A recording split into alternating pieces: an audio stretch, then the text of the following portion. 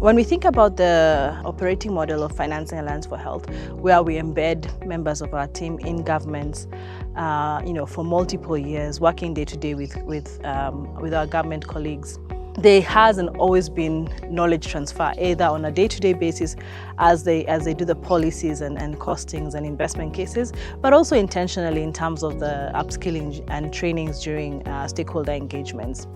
That said, when we were having further reflections and recognizing that there's value in creating intentional time, to really immerse ourselves, all of us as FAH as well as our government colleagues, in not just getting depth of understanding in the technical skills, but also in supporting our government colleagues to be able to get the politically savvy skills to advocate for budget lines. And so, together with Dennis and Lucy, who are part of the country engagement team, we brainstormed around how do we support our governments further? How do we really ensure that this knowledge and skills transfer doesn't just happen for the technical health financing skills, but then during the time we are supporting them and after the time we are supporting them, they'll be able to be continuing to secure and increase and ensure consistency of the budget lines that they've had over time, even when FAH is not on ground.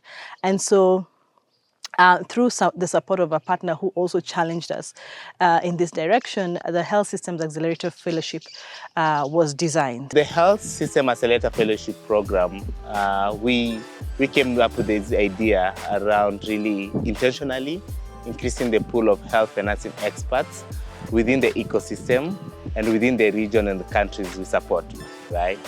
It's a 9-long dedicated program to upskill and enhance the technical expertise, to enable the cross-country learning, to enable peer learnings across Sub-Saharan Africa, across Ministries of Health in Sub-Saharan Africa. This particular fellowship was designed to support government colleagues across Ministries of Health and hopefully soon Ministries of Finance to intentionally spend time in topics that are relevant to systems change and systems thinking.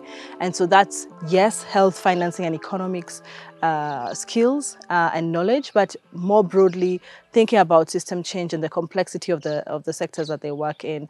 Really thinking about the political economy of health and how to navigate that political economy with wisdom, and also thinking about sustainability of the programs that we put in place. So not just about are we getting and securing money for those programs, but how will we as government ensure that the programs that we're implementing will be at scale, will be quality, will be politically sustainable, and making sure that they're institutionalized, really taking through that journey. We do believe that upskilling is really ongoing and is really continuous. Really sharing experiences, sharing skills, sharing ideas has to be intentional and has to be continuous. So beyond the in-person workshops that we do, that we deliver, it was quite important that we pair the fellows with experts, FAH ex-finance specialists, to walk the journey with the fellows, to be part with the fellows. As fellows identify their program area needs, as fellows identify their gaps, as fellows are able to implement reforms, their mentors are there with them to provide with them targeted and tailored guidance and support throughout the 9 months of the program. We designed the program in recognition that our colleagues from government need to spend time immersing themselves in this knowledge, but not wanting to take them for long periods of time away from their day-to-day responsibilities. But also a key element and pillar of the Health Systems Accelerator Fellowship is the cross-country learning. Government colleagues learn differently from other government colleagues. And it was my experience, and it's been the experience of our government colleagues in the fellowship program, is that the one who fully understands the challenges you face on a day-to-day basis is the one who's best suited to give you more practical and tactical skills in how to navigate that. And we've been able to see actually that this cross-country learning and the cross-country visits have actually led to some of the countries developing initiatives in their countries based on what they learned from another country, and those initiatives are on the pathway to success. Beyond the fellowship program, right, post-graduation, I do believe we've really enabled system orchestras, right? We've enabled system catalysts, right?